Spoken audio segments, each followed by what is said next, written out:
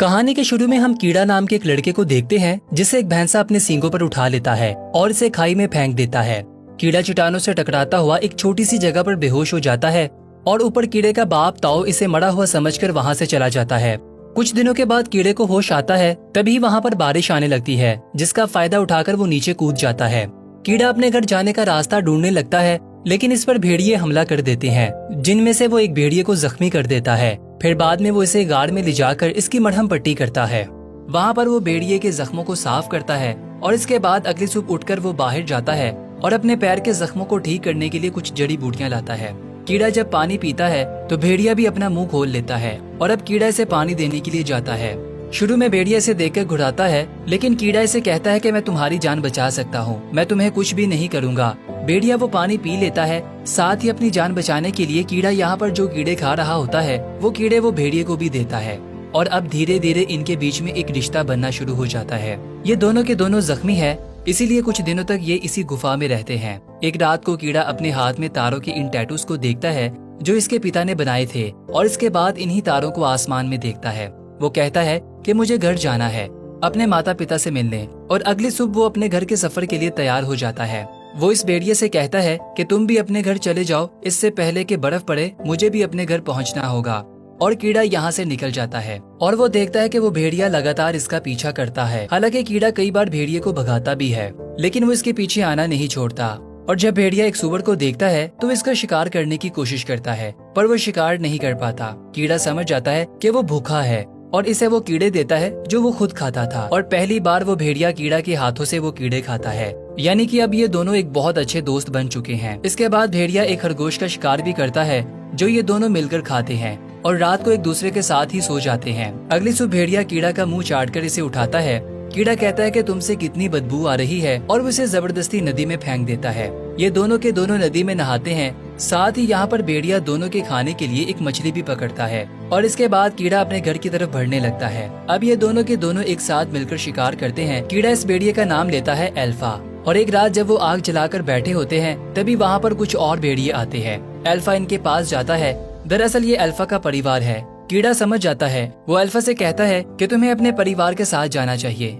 Alpha अपने परिवार के साथ चला जाता है और अगली सुबह कीड़ा अपने आगे के सफर पर निकलता है। अब बर्फ बहुत बढ़ चुकी है, यानी बहुत ज्यादा ठंड है और कीड़ा लगातार आगे बढ़ता रहता है।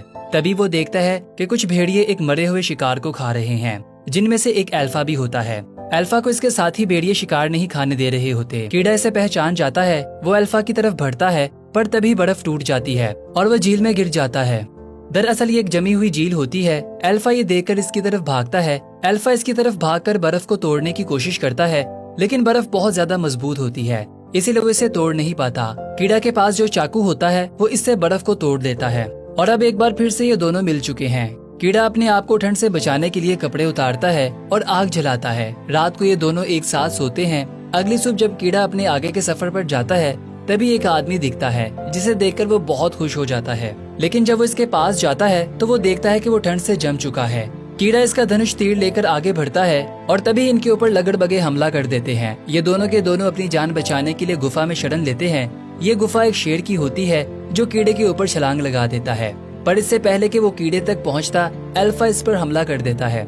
अल्फा और शेर जब लड़ रहे होते हैं तो कीड़ा अपने तीर से इस शेर को मार देता है। इसके बाद कीड़ा अल्फा के घाव पर मरहम रखता है कि तुम भी हम में से एक हो और मैं तुम्हें जिंदगी भर अपने साथ रखूंगा। अब अगली सुबह एक बार फिर से ये अपने आगे के सफर को जारी रखते हैं, जहाँ पर ये ठंड का सामना करते हुए स्मारक तक पहुँच जाते हैं जो इसकी पूर्वजों की याद में बनाई होती है, जहाँ पर कीड़ा अपने सफर की शुरुआत में अपने कबीले के साथ पहुँचा था। इसे देखकर वो बहुत खुश हो जाता है क्योंकि वो सही रास्ते पर है और अपने घर से ज्यादा दूर नहीं है। वो बर्फीली ठंड में लगातार आगे बढ़ता रहता है और अब अल्फा जख्मी होने की वजह से वहीं पर गिर जाता है। कीड़ा इसे अपनी गोद में उठा लेता है और कुछ दूर चलने के बाद वो भी बर्फ में लेट जाता है, क्योंकि अब इसके अंदर भी आगे बढ़ने की शक्ति नहीं होती। इसकी आंखें बंद हो जाती है और वो एक सपना देखता है, जिस सपने में से वो रात याद आती है जब सफर पर आने से पहले इसकी माँ इसके लिए चिंतित थी और वो इसके पिता को कहती है कि कीड़ा को अपने साथ मत ले जाओ, मुझे डर लग रहा है कि कहीं वो हमें छोड़कर चला ना जाए। इसकी ताकत ही इसकी शक्ति है, इसका हथियार नहीं। इसके पिता कहते हैं कि तुम जितना कमजोर इसे समझती हो वो इतना कमजोर नहीं है। और ये सब देखने के बाद कीड़े की आंख खुल जाती है और वो पूरी हिम्मत से एक बार फिर से अल्फा को अपनी गोद में उठाता है और लगातार आगे बढ़ना शुरू कर देता है। कुछ घंटों का सफर तय करने के बाद इसे अपना कबीला दिख जाता है और वो अल्फा को लेकर कबीले तक पहुंच जाता है। जब सब इसकी गोद में अल्फा को देखते हैं तो वो हैरान हो जाते हैं, क्योंकि पहली बार कोई इंसान किसी जिंदा भेड़िया को अपने कबीले तक लाया होता है। कीड़े के माता पिता जब कीड़े को देखते हैं तो वो पूरी तरह से हैरान होते हैं और साथ ही साथ खुश भी होते हैं। कीड़ा अपने पिता से कहता है कि इसे बचा लीजिए, अल्फा को बचा लीजिए। इसके बाद वो बेहोश हो जाता है। जब कीड़े को होश आता है तो अपने घर के अंदर जख्मी हालत में लेटा होता है। तभी वहाँ पर एक औरत अल्फा के एक छोटे से बच्चे को उठाती है और कहती है कि तुम्हारा इस कबीले में स्वागत है।